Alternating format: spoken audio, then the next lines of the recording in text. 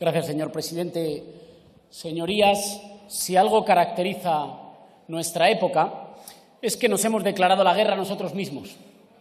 Una guerra contra el planeta y contra el clima, una guerra contra el de al lado, que es un recurso del que valerse o un competidor al que pisar, y una guerra contra cada uno de nosotros, contra nuestros cuerpos y nuestras mentes. Y esta guerra la estamos perdiendo porque esta guerra solo se puede perder. Por eso millones de personas sufren y por eso cada día 11 personas se quitan la vida en nuestro país. El modelo actual de sociedad no se sostiene porque es ecológicamente inviable, porque es socialmente injusto, pero también, y atrevámonos a decir la verdad, porque es psicológicamente insoportable. Si mañana desaparecieran las benzodiazepinas, el alcohol, la cafeína y los antidepresivos, España colapsaba. Y lo sabemos todos aquí. Y, sin embargo, hacemos como si no pasara nada, como si fuera normal un modelo que solo subsiste con toneladas de psicofármacos. La inmensa mayoría, todos en algún momento, no podemos más. Nos rompemos. Tenemos la sensación de no hacer o no ser nunca suficiente, de tener la culpa, de no estar a la altura o de no encajar, de hacernos daño o de hacérselo a quien queremos, de vivir al ritmo frenético de las pantallas, de vivir bajo la dictadura sonriente de una ideología del éxito que esconde por debajo mucha soledad, que esconde muchas frustraciones, que esconde mucha angustia, mucha ira y mucha pena. Pero nos equivocaríamos si esto lo viviéramos como una suma de casos individuales que se multiplican porque sí. Este malestar no te pasa solo a ti.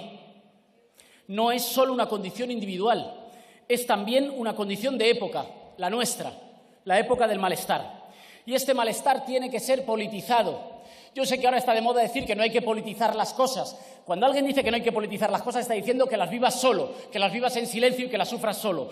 Politizarlo es decir que tiene causas, que tiene soluciones, que de esta se puede salir, pero que no se sale solos, que se sale juntos y como pueblo, que un país es lo que te cuida cuando no cuida nadie más de ti. Se trata sin duda de un fenómeno que tiene muchas causas. Vivimos cada vez con menos tiempo para nosotros y para quienes queremos, de casa al trabajo y del trabajo a casa con la atención colonizada por las pantallas, sin espacio ni tiempo para las cosas que de verdad nos gustan. Estamos cada vez más comunicados y, sin embargo, cada vez más solos, sin saber cuidar de nosotros ni hacernos cargo del resto. Vivimos cada vez con más miedo al futuro, a tropezar y no levantarnos, a la precariedad, a no poder levantar proyectos de vida, a no tener nunca nada estable en la vida. Una política del siglo XXI se tiene que hacer cargo de esto que nos pasa, o no se hará cargo de la época. Se tiene que hacer cargo del derecho al tiempo y el derecho a la pausa, a parar, porque nadie es libre si no tiene tiempo. Se tiene que hacer cargo de una renta básica universal que garantice el derecho a una existencia libre, libre del miedo a final de mes, libre del agobio, libre de no saber si vas a poder pagar un techo, libre de no saber si vas a poder formar una familia. Y se tiene que hacer cargo de un radical reparto de la riqueza para que la tranquilidad no dependa de tu herencia o de tu código postal.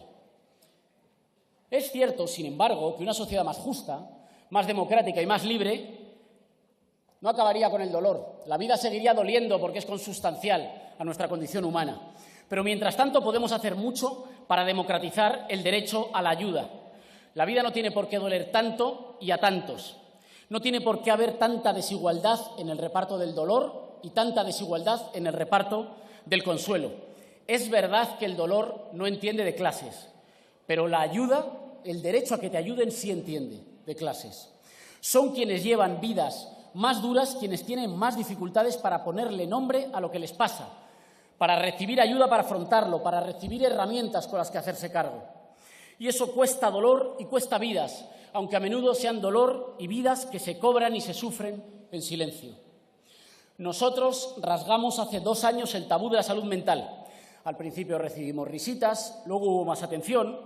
Pronunciamos por primera vez en este congreso palabras como lexatín, diazepam, trastorno de conducta alimentaria, suicidio, esquizofrenia o depresión. Y hoy cada vez hay menos vergüenza. Es verdad que eso es una batalla cultural y una victoria cultural de todos, pero no basta. Señorías, ha llegado la hora de discutir de recursos, porque si no, la diferencia entre el consuelo o el desconsuelo, la diferencia entre la soledad o la compañía, entre estar desarmado o tener herramientas para hacerle frente a lo que te pasa, va a seguir dependiendo de si tienes 70 euros a la semana para ir a terapia. Este es un reparto político del dolor y es un reparto moralmente inaceptable y humanamente insostenible.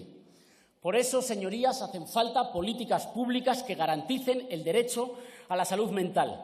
Eso cuesta dinero, pero ahorra dolor y salva vidas. Nos han escuchado decir que hay que multiplicar las plazas PIR para que haya más psicólogos en la pública, que no puede ser que cuando acudes al centro de atención primaria te digan que la próxima cita es para dentro de un año. Nos han escuchado decir que hacen falta orientadores en los institutos públicos, que suelen ser la primera línea para detectar los problemas, para prevenir, para cogerlos a tiempo.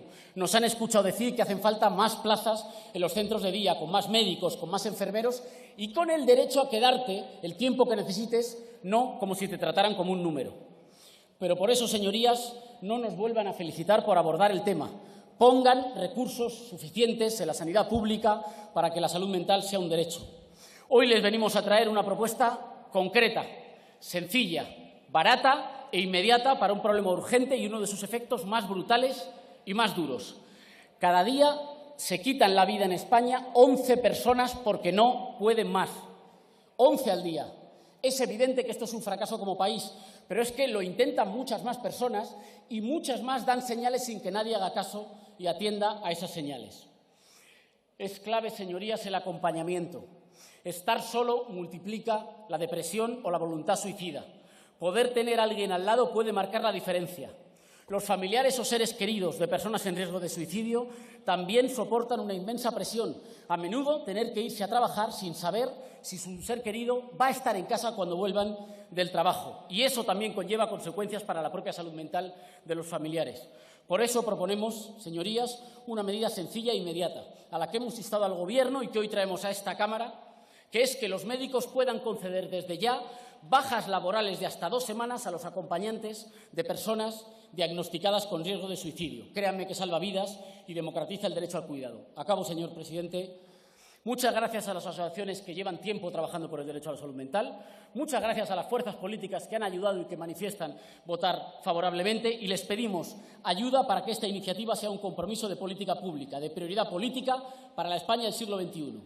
Que la vida no duela tanto a tantos y que el consuelo y la ayuda no sean un privilegio para quien lo pueda pagar, sino un derecho para todos, en una sociedad que quiere detener la guerra contra nosotros mismos, que es la única forma de ganarla. Muchas gracias, señor presidente. Muchas gracias.